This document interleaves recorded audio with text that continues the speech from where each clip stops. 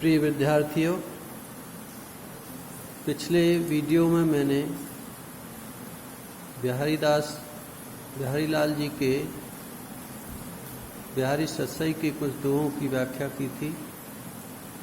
अब मैं बिहारी का नेक्स्ट उसी क्रम में अपने पाठ्यक्रम के अनुसार दोहा व्याख्यांश के लिए ले रहा हूँ। छुट्टी न शिशुता की झलको जौवन हंग, दीपत देह दुहून मिल दिपत तापता रंग। बिहारी लाल जी उक्त दोहे में कहते हैं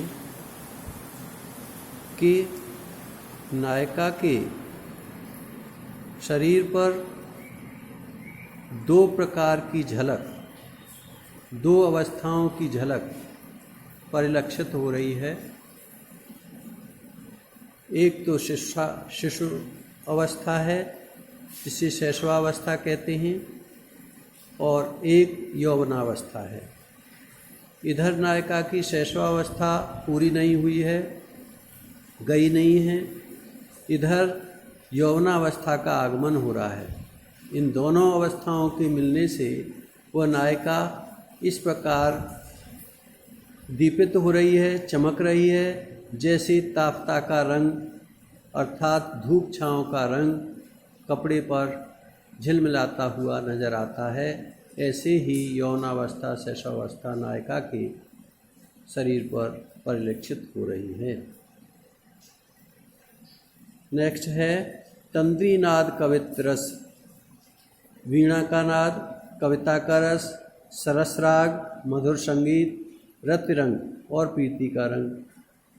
इन चारों रंग में जो व्यक्ति अधूरा ज्ञान रखते हैं, अधूरा उसके प्रति भाव रख पाते हैं, तो वह ऐसे अधूरे व्यक्तित्व वाले बूढ़े यानी वो डूब जाते हैं। और जो पूरी तरह से इन चारों अवस्थाओं में वीणा का नाद और कविता का नाद, सरस राग और प्रीति के रंग में सराबोर हो जाते हैं, डूब जाते हैं, वही तर जाते हैं, वही इसमें विशेषज्ञ बन जाते हैं। ऐसा बिहारी लाल जी कहते हैं। या अनुरागी चित्त की गत समझे नहीं कोई, ज्यों ज्यों बूढ़े श्याम रंग त्यों त्यों उज्जवल होए। बिहारी लाल जी कहते हैं कि इस प्रेमी चित्त की गति को कोई नहीं समझ पाता है। ज्यों ज्यों बूढ़े श्याम रंग, ज्यों ज्यों यो श्याम का अर्थ है काला रंग और श्याम का अर्थ है श्री कृष्ण। जिस प्रकार से भक्त श्री कृष्ण की भक्ति में डूब जाता है, वैसे ही वह उज्जवल होता जाता है, वैसा ही वह ज्ञानवान हो जाता है, पवित्र होता चला जाता है। इधर काले रंग के रूप में अर्थ श्लेष के माध्यम से ध्वनित होता है कि काले रंग में किसी वस्तु को डुबाएंगे तो वह काली हो जाती है, लेकिन श्री कृष्ण के रंग में उनकी भक्ति में डूबने पर व्यक्ति उज्जवल हो जाता है। यहाँ अतिशयोक्ति अलंकार है। इस तरीके से बिहारी लाल जी ने अतिशयोक्ति के माध्यम से और श्लेष के माध्यम से अपनी बात स्पष्ट की है। बड़े न हुजे गुणन बिन बिरद बढ़ाई पाए, कहत धतूरे सो कनक गहनो गढ़ो न जाए। बिहारी लाल जी कहते हैं कि बड़े होने से क्या फ़ायदा, बिरद बढ़ाई पाए। अगर आपके अंदर कोई गुण नहीं है, गुणन बिन अगर बढ़ाई मिलती है तो वह बढ़ाई व्यर्थ है बिना गुण के। जिस प्रकार से कहत धतूरे सो कनक, धतूरे को सोना कहने से, कनक माने होता है सोना और कनक माने धतूरा, तो धतूरे को सोने के अर्थ में ग्रहण करने से क्या उससे गहना बन सकता है? अर्थात नहीं। जब उसमें सोने के गुण नहीं है तो सोना से कोई जवाहरात अर्थात आभूषण आदि नहीं बन सकते।